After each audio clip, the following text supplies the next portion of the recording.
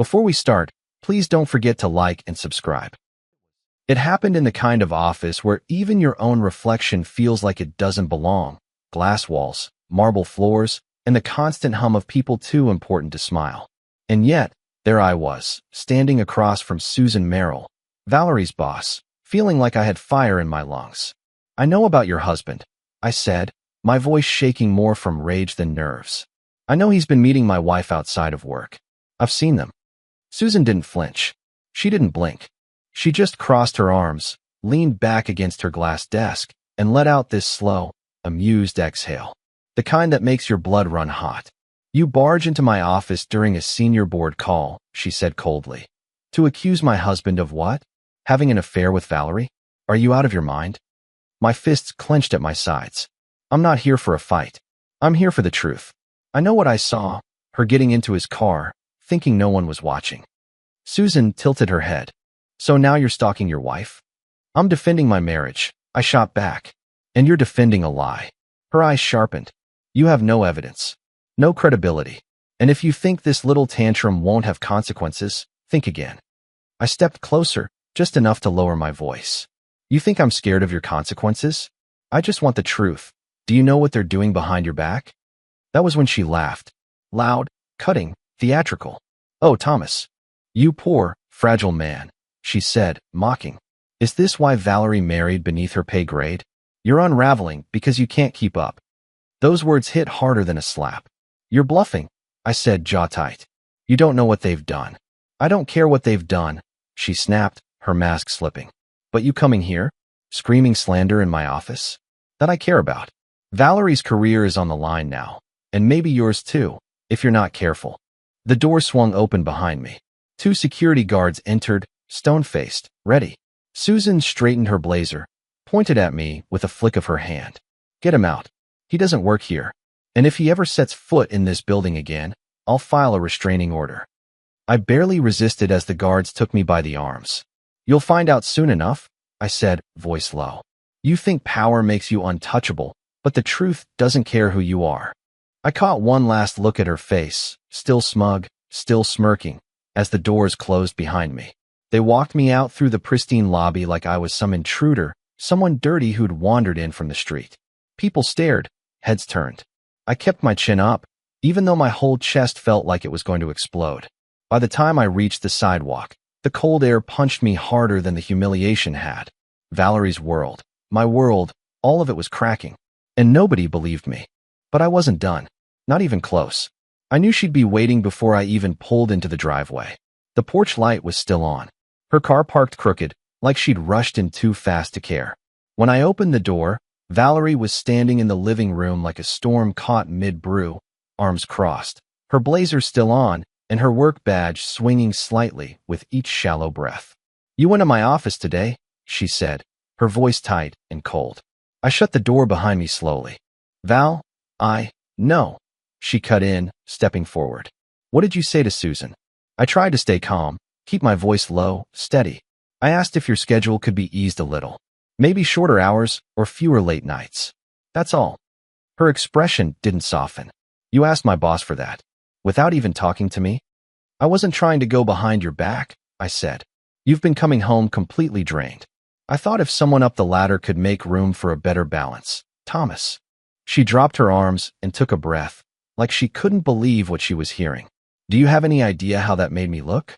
"I wasn't trying to make you look like anything," I said, inching toward her. "I just see how tired you are. You don't sleep. You barely eat. You bring work home every night." She stared at me, eyes flashing. "Because I'm building something. You don't just coast when you're in my position. You fight for your seat every single day." "I get that," I said, "but I see what it's doing to you. I just wanted to help." "By making me look weak?" she snapped. "Do you know how many people would kill for the spot I have? And now Susan's going to think I've got a husband who's worried I can't handle it." "That's not what I said," I muttered. "I asked for her to look out for you, not carry you." Valerie paced now, heels clicking sharply on the wood. "She told me you interrupted a meeting, that you walked in unannounced and started talking about my stress like I was one bad week away from falling apart." I shook my head. "That's not how it happened." She turned on me. "How did it happen then? Did you sit down and give her my whole personal routine?" Tell her I cry in the shower too, or just that I forget dinner half the time. I told her you're working yourself to the edge, I said, my voice hardening now. Because it's true. And I love you enough to not let you collapse, just to prove a point. You love me enough to humiliate me, she shot back. You thought I'd be grateful? I thought you'd understand, I said. No, Thomas. What you did wasn't about love. It was about control. I blinked. Control? Yes. Her voice cracked. You want me home earlier. You want me softer, slower, more available. And you used my boss to try and shape me into that. That's not. I started, but she was already pacing again. I've worked 10 years to get to this level. I've earned every meeting, every client, every late night. And then you walk into my office like I'm your project to fix? I dropped my hands to my sides, frustrated. You're twisting this into something ugly. No, she said, stopping dead in front of me. You crossed a line. And now Susan is questioning whether I'm too stretched. She pulled me from a pitch today, Thomas. You might have cost me more than you know. The words hit like a punch. I stepped back, unable to find anything worth saying in response. I didn't mean to ruin anything, I finally said. She scoffed. You just did it by accident, right? We stood there for a moment, me on one end of the room, her on the other. Same walls, same furniture, but it felt like a courtroom now. Every word, a piece of evidence. Every breath, a new offense. Then she said, quieter now, almost like she didn't want to believe it herself. You don't trust me to handle my own life. I took a long breath, the kind that makes your ribs hurt. I do trust you, I said. But maybe I stopped trusting whatever's going on behind your schedule. Her eyes narrowed. What's that supposed to mean? I shook my head. Nothing. She looked at me a long time after that. Not with anger. Not even disappointment. Just something colder. Like I was a stranger she hadn't realized had moved into her house. She turned away. I have a call in the morning. Early. Don't wait up. Then she walked upstairs and didn't look back. And I just stood there, alone, in a house full of quiet things neither of us wanted to say. I sat back at my desk the next morning, fluorescent lights humming overhead like a reminder that everything was still supposed to be normal. Cubicle walls, coffee stains on paperwork, endless emails. Outside, the Atlanta skyline glittered like a lie. My phone buzzed softly in my pocket. I pulled it out, pretending to check a calendar reminder. What I was really watching was that little gray dot. Valerie's car had just pulled into the company garage. Right on time. Just like every other day this week. I pinched the screen to zoom in. Third level, same corner. It never changed. I'd slipped the AirTag under her back seat 2 weeks ago. Felt sick about it the whole day after. I kept telling myself it was just precaution, not spying. That it wasn't about control. That I was just trying to understand the woman who now locked doors between our words. But so far, nothing. From home to office. Office to home. Maybe a stop at a grocery store once. Gas station. A coffee shop near her building. Every movement, smooth. Predictable. Clean. Too clean. It was the neatness of it that made my gut twist. Valerie wasn't a robot. She had client lunches, post-work drinks, conferences. At least she used to. But this was clockwork. Too safe. Like a path someone draws to cover their tracks. Everything good over there, came a voice from the other side of the partition. I startled slightly. It was Roger, the guy in IT who always wore sandals, even in winter. Yeah, I said, flashing a tight smile. Just a long week. He nodded like he knew the feeling and went back to slurping his oversized soda. I turned back to my screen. My browser had 3 tabs open, one on project timelines, one on Valerie's location tracker, and one on the homepage of a private detective agency downtown. Discreet. Affordable. Verified evidence in 48 hours. They had a slideshow of grainy photos, some guy caught with a woman behind a restaurant, another image of someone crying in a car. I clicked through half-heartedly, my cursor hovering over the request a consultation button, but I didn't press it. I leaned back in my chair, rubbed my jaw, and whispered to no one. What am I even looking for? Because so far, she wasn't doing anything wrong. Not on the surface. And maybe I was the one falling apart. Still, I didn't close the tab. Just left it open, quietly waiting, like me. The coffee pot in the break room hissed louder than usual. I stood there waiting for it to finish sputtering, staring at the chipped edge of a styrofoam cup like it held some kind of omen.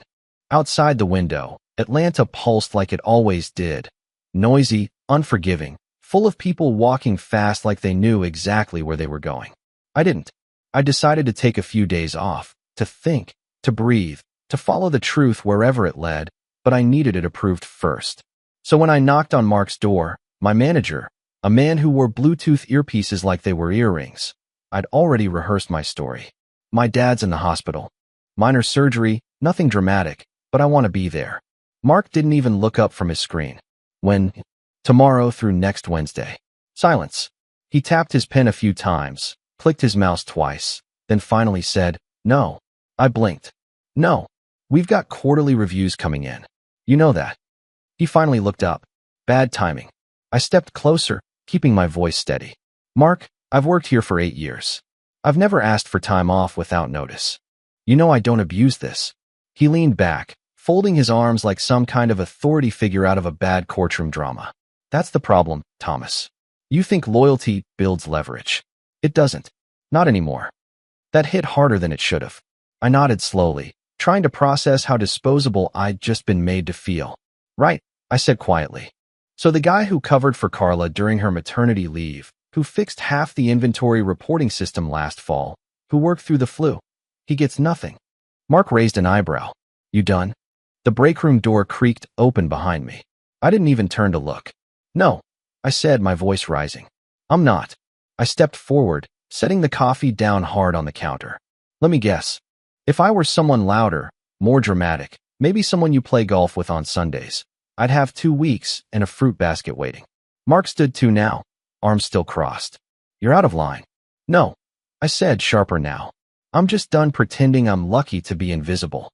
He scoffed. "Look, you want to pout? Do it on your lunch break." I pulled the envelope from my coat pocket, the one I wrote 2 nights ago but hadn't planned to use. I slapped it onto the counter next to the creamer. "You want lunch? Consider this your appetizer," I said. Mark's eyes flicked to the envelope. "That your resignation?" I nodded. "You serious?" I looked him square in the face. "You think loyalty doesn't mean anything? Fine. Then you don't get mine." I grabbed my mug, walked back to my desk in silence, and shut off my monitor for the last time. No dramatic farewell. No slamming drawers. Just a quiet end to a chapter that should have ended years ago. As I walked out of the building, past reception, past the elevator I always waited too long for, I felt something strange. Not relief. Not fear. Just taller. Straighter. Like my back finally remembered it had a spine. The air outside hit cold against my lungs. But I didn't shiver. I just walked. And with every step, the world started feeling a little more honest. I hadn't shaved in 2 days, and my coffee was cold, but I didn't move. I just sat there in my car, windows cracked, engine off, watching the sleek black SUV across the parking lot like it was a stage curtain ready to be pulled back. Valerie's car pulled in right on cue. 8:09 a.m. Perfect as always. She stepped out in heels and a fitted coat, her hair swept back in that efficient way that said she meant business. She didn't look around, didn't pause, just walked with purpose toward the building, then stopped. She turned suddenly, checking her phone, and pivoted, walking toward the far end of the lot, not the front entrance. My jaw tightened. And then, like watching a magician's final trick, the passenger door of a silver Lexus clicked open. Waiting for her. Susan's husband, David. I'd only seen him once before. Tall, mid-50s, all polished smugness and subtle ego. I watched through my windshield as Valerie slid into the seat next to him like she'd done it 100 times. I didn't move. Just slowly raised my phone, heart pounding. Click. The car eased out of the lot, and I gave it a 10-second lead before I started my engine. I followed from 2 lights back. They didn't rush, didn't dodge traffic like they were hiding. That was what struck me the most. They weren't afraid of being seen. It was the confidence that twisted in my gut like a knife. We passed downtown, then midtown, then a left turn into an older part of town, brick buildings, a diner with sun-bleached blinds, a shuttered laundromat. Then the hotel, small, low cost, tucked between a payday loan office and a nail salon. They pulled in, parked in the back lot. I followed around the corner and found a spot 3 rows over, hidden just enough. Then I waited. The car doors opened. I watched through my side mirror. Valerie stepped out first. Her coat was off. David followed, hand on her lower back. Close. Too close. Click. Another photo. They stood near the entrance. Laughing. Laughing. Then his hand brushed hers. And finally, the kiss. Not quick. Not awkward. Real. Click. They disappeared inside a side door marked private access. Guests only. I didn't move. I didn't scream. I just kept taking photos until the parking lot went still again. That evening, I sat at my kitchen table staring at the pictures on my laptop. Each one a bullet. A truth I couldn't unsee. Then my phone buzzed. Valerie. Hey babe, I'm grabbing ingredients on the way home. How does lemon chicken sound? Thought we could unwind tonight. Just us. My stomach twisted. I stared at her text like it was written in another language. Friendly. Warm. Like nothing had happened. Like she hadn't spent the morning with someone else's husband behind a hotel door. I took a breath and replied with only one sentence. Me.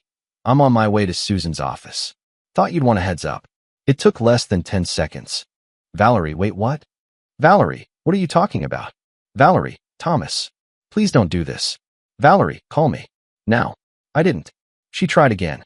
Valerie, whatever you think you saw, it's not what it looks like. Then the phone rang. I let it ring once, twice, then picked up. Her voice exploded on the other end. Thomas, you don't understand. Don't you dare go to her. I've got photos, I said flatly. I can explain. No, you can't.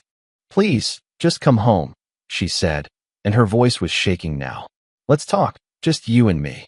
I was already pulling onto the highway. Too late, Valerie. Thomas, she snapped, tone flipping. You're going to blow up everything. You don't get to decide this. I'm not deciding anything, I said. You did that when you got into his car. Silence. Then her voice dropped, sharp and cold. Do you have any idea what you're doing? I didn't hesitate. Yeah, finally telling the truth. And I hung up. The city looked different at night. Quieter, like it was holding its breath. I stood outside Merrill and Klein's glass tower for a long minute, laptop in hand, watching the dimmed floors and flickering lights. Only a few windows still glowed. Her office was one of them. I rode the elevator up without a word. The silence felt heavy, like it knew what I was about to do. Susan's assistant was gone for the day. I knocked once, then pushed the door open. She was at her desk, still in heels, blouse crisp, but her hair slightly undone, one pin missing. She looked up, annoyed at first. Then she saw who it was. You're not supposed to be here, she said sharply. I figured you'd say that, I replied, stepping inside and gently closing the door behind me. But I also figured you'd want to hear this in private. She leaned back in her chair, folding her arms. If this is about Valerie's position, it's not, I said calmly. It's about your husband. That froze her. A small twitch in her brow. I told you once to stay out of things you don't understand, she said. I sat down across from her, opened the laptop, and rotated the screen toward her. The photos were already pulled up. I didn't say anything. I just watched her face. First, confusion. Then stillness. Her eyes followed every frame. Valerie getting into the car. The coffee stop. The kiss. The hotel. She didn't blink. When the last photo came into view, David's hand on Valerie's lower back as they walked into that side entrance, she let out a breath like her ribs had cracked open. She didn't cry right away, but something behind her eyes shifted. I spoke softly. I didn't come here to hurt you. I just came to stop pretending. She looked at me, jaw locked, voice low. How long? I don't know for sure, I said, but long enough for them to stop hiding it. Susan leaned forward, elbows on the desk, rubbing her forehead like it might undo what she'd just seen. And you brought this to me because... I met her eyes. Because I don't work for anyone anymore. And I have nothing left to lose. Her expression cracked then, just a little. Why didn't you send this anonymously? She asked. Because you deserve the truth from someone who looked you in the eye. That was when her voice finally wavered. Do you know how many nights I spent defending him? I nodded slowly. I know the feeling. She turned her head, staring out the window at the skyline. Her shoulders trembled once. Then again. I don't need pity, she said quietly. I didn't bring any. A long silence settled between us. The kind you don't fill with words. Then she looked at the laptop again, hand resting gently on the trackpad, like it was something fragile. You could have gone to war with her, she said. But instead you gave me this. I shrugged. I figured you'd know what to do with it. She nodded once, then lowered her head into her hands. I didn't stay, just stood, closed the laptop, and set it gently back down on her desk. As I reached the door, she whispered without looking up, "Thank you for not yelling." I paused. Didn't see the point. The damage was already done. Real quick, Hit the like button to boost the story. The office was quiet. Too quiet for the kind of moment we were both sitting in. Susan hadn't moved since I slid the laptop in front of her. Her elbows were still braced on the desk, her face buried in her hands, breathing shallow but steady. The glow from her desk lamp made the room look warmer than it really was, casting long shadows across glass walls and steel furniture. I sat back down slowly. "I'll transfer everything," I said softly. She didn't respond, just gave the slightest nod. Her shoulders hunched like the weight of her entire world was pressing down on her spine. I opened her laptop and got to work, dragging the photo files over, organizing the messages I'd saved, sorting by date, labeling folders. Everything clean, everything clear. No drama, no noise, just facts. And silence. Halfway through, I looked over. Susan hadn't moved, but her hands had dropped to her lap. Her face was pale, eyes rimmed in red, and for the first time since I met her, she looked lost. No authority, no perfectly measured tone, just a woman too tired to pretend she wasn't breaking. "You don't have to look at any of it tonight," I said. "It'll all be here." Still nothing. She blinked slowly, lips slightly parted, like she was still catching up to the moment. I kept working. The file transfer bar crawled across the screen like a funeral procession. Every ping of completion echoed in that quiet space like a verdict. And then, when the last folder finished copying, I leaned back and rubbed my face.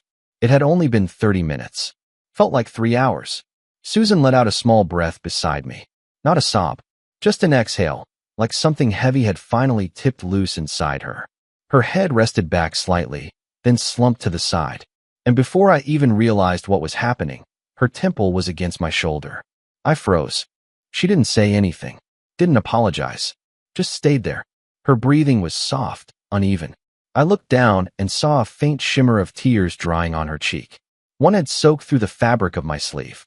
I didn't move, didn't flinch. After everything she'd just seen, after everything I'd just handed her, I figured the least I could offer was stillness. She'd lost more in 30 minutes than most people do in a year. Maybe more than she'd admit, even to herself. And she didn't need another sharp word or cold gesture. She needed air. She drifted off like that. Slow, gentle. Her breathing steadied. And for just a moment, her face relaxed, still sad, but no longer bracing for impact. Carefully, I shifted out from under her. She stirred faintly, but didn't wake. I slipped my coat off and gently placed it over her shoulders. Then, with both arms, I lifted her, light, but tense, like her whole body was still holding on to the shell of composure. I carried her to the couch near the windows, the same one I'd seen in meetings before, always looking too pristine to actually be used. Tonight, it held something real. I laid her down, adjusted the coat over her, and stepped back. She didn't wake, didn't move, just slept. And I stood there for a second longer, watching the strongest woman I'd ever met finally let herself be something else, human. Then I turned, walked toward the door, and pulled it open quietly. The night air hit me like a wave as I stepped outside. Cold, but not sharp. Fresh. Atlanta's skyline blinked in the distance, tall buildings sparkling like nothing had changed. But everything had. I stood there for a moment longer, just breathing in the cool dark, letting the city settle around me. Because sometimes, the people who seem hardest on the outside, they're just the ones trying the hardest not to shatter. And tonight, I saw what it looks like when the cracks finally show. The house was dark except for the light in the entryway. I could see it leaking through the frosted glass before I even unlocked the door. My hand hesitated on the knob for half a second, just long enough to draw a breath. When I stepped inside, I found her there. Valerie, still in heels, still in the same cream coat she'd worn that morning when she climbed into David Merrill's car. She was pacing, arms folded, brows pinched like she'd been arguing with herself for the last hour and lost every round. The moment the door clicked shut behind me, she spun toward me. "There he is," she snapped. "You really did it, didn't you?" I set my keys down on the table like it was any other evening. "Hello to you too." Her voice shot out like a whip. "Don't do that. Don't act calm. You went to Susan. You took photos, Thomas. What the hell is wrong with you?" I walked past her toward the living room. "I told you I would." She followed. "You don't get to just destroy people because you're upset." "No," I said, setting down my laptop case. "You did that. I just turned on the lights." She stood in the middle of the room, fists clenched like she wanted to throw something, or scream, or both. This didn't need to get this far. It got this far the second you walked into a hotel with your boss's husband. Her jaw clenched. That was a mistake. I looked at her. A mistake you've repeated more than once. Silence. She flinched slightly, but recovered fast. You just wanted to punish me. I shook my head. No. I wanted the truth. And now it's out. Valerie took a shaky breath. You could have talked to me. We could have handled this privately. I tried, I said. Every night you came home with another lie tucked between your teeth. I tried. You said you were tired. Said you were working late. Said everything was fine. You chose silence. You chose distance. You chose him. Her face twisted with something between regret and rage. Do you realize what you've done? She hissed. Susan called me sobbing. She's pulling me off every project.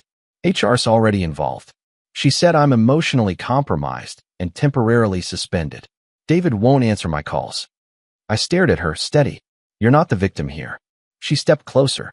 You think you look noble in this? You think you're some truth-seeking hero? All you've done is burn everything to the ground. No, I said softly. You burned it. I just stopped pretending the smoke was fog. She stared at me, breathing hard, lips parted like she wanted to scream something, but couldn't find the words. Her fury, so sharp just minutes ago, was fading into something else. Something heavier. I picked up the envelope from the side table. I'd printed it at a copy shop on my way home. She saw it and froze. What is that? Printed list of your accounts and the box of your stuff I packed this morning. The guest room's already empty. You'll stay there tonight. Her voice dropped. You're kicking me out. I met her eyes. No, I'm giving you space to leave with what's left of your dignity. In the morning, you'll go. For the first time that night, Valerie didn't move, didn't yell, didn't accuse. She just stared. And in that silence, I saw it hit her, the full weight of what she'd lost. Not just her job, not just a secret, but the version of me she thought would always stay. You don't mean this, she whispered. We've been through worse. No, I said gently. You've done worse. I've just finally decided not to carry it anymore. The words landed hard. I could see it in her face. Something cracked behind her eyes. She didn't speak again. I turned and walked upstairs. Behind me, the only sound was the soft rustle of her coat as she finally sat down on the stairs. Not in anger, but in defeat. 3 days had passed since that night. The house was quiet now. Too quiet, really, but it didn't ache the way I thought it would. Valerie left without a scene. No more speeches. No apology. Just a long pause in the doorway, like she was waiting for me to stop her. I didn't. That morning, my phone buzzed while I was standing in the backyard with a coffee mug and no particular plan. Susan Merrill. For a moment, I stared at the name. The last time we spoke, she was barely holding herself together in a glass office under dim lights. Now, her text was short, simple. Would you meet me for coffee? Just to talk. The cafe she picked was off a side street in Inman Park, quiet, old-world style, with mismatched chairs and soft jazz playing low through dusty speakers. I arrived first, picked a window seat. When she walked in, I stood up without thinking. She looked different, not polished the way she used to be. Her blouse was casual, her coat unbuttoned, and her hair pulled back into a soft braid. No makeup, just her. Hi, she said gently. Hey. Susan sat down across from me and gave a faint smile. From her bag, she pulled out a neatly folded coat, mine. You left this, she said, laying it across the table. Thanks, I replied. I didn't realize. I know, she said. You had other things on your mind. A waitress came by. She ordered tea. I stuck with coffee. There was a pause, one of those long, weighted silences that neither person rushes to fill. Then Susan spoke. Valerie's done. Corporate suspended her pending review, but the board isn't interested in a comeback story. Too much risk. Her badge access was deactivated yesterday. I nodded slowly. I'm not surprised. And David, she said, more quietly now. He's moved out. His lawyer's already circling. They had joint investments, most in his name. I froze every one of them. I looked at her for a long second. That's fast. I've had time to prepare, she said, voice soft but clear. I just didn't want to admit I might need to.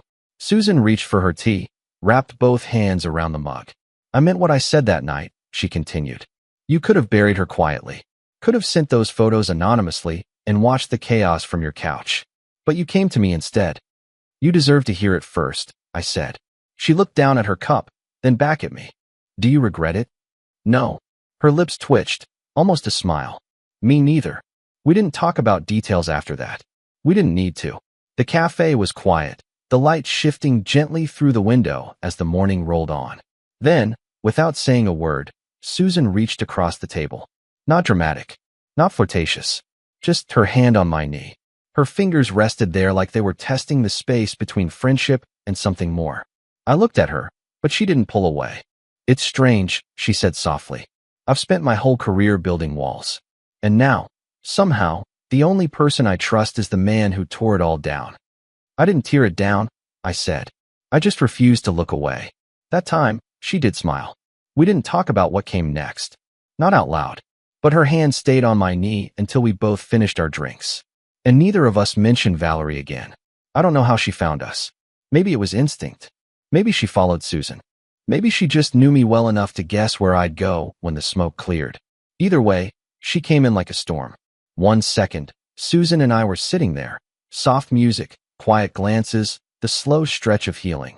Then the bell above the cafe door rang, and everything shattered. Valerie. Her coat was still wrinkled from the back seat of whatever car she'd come in. Her eyes, wild, red, glassy. She wasn't crying. She was past that. She was fury in heels. Susan saw her first and straightened in her seat. I stood instinctively, but it was too late. Valerie didn't say a word at first. She crossed the floor like it belonged to her, one hand gripping a glass of wine that definitely didn't come from this cafe. Then, without warning, she threw it. It hit Susan across the face, deep red, sudden, and violent, splashing down her blouse and neck like a scene from some twisted drama. Gasps erupted around us. Chairs scraped. Someone shouted. I stepped between them fast, grabbing Valerie by the arm. What the hell are you doing? I barked. You, she screamed, eyes locked on me. You ruined me. She tried to push forward, but I didn't budge. Susan sat frozen, blinking red wine out of her lashes. Valerie was shaking now, trembling with rage. I gave you everything, she shouted. And you turned me into some villain. People stared. A server picked up the phone behind the counter. I kept my voice level. You did that to yourself. Security arrived 2 minutes too late, but enough to matter. They took her gently but firmly by both arms. She didn't fight, just looked at me with something almost childlike behind the fury. Not love, not hate, just disbelief that I didn't stop it. They're not with you anymore, I said quietly. Not the job, not the excuses, not me. They pulled her toward the door. She didn't scream again. She just went. And the second it shut behind her, silence fell again. Susan let out a shaky laugh, half breath, half surprise. I took a napkin from the table, dipped it in my water glass, and leaned over. Hold still, I said, gently wiping red from her cheek. She nodded, not speaking, eyes glossy but dry. When I finished, I offered my arm. She took it, and we left through the back door, without looking back once. The skyline outside Susan's office, now my office, looked the same, but it felt different when you were sitting behind the glass. It had been months since the last storm passed, since she stepped away from the company for maternity leave, one hand gently resting over the life we'd created together. Her absence echoed in the hallways, but not in sorrow. In peace. I never chased power.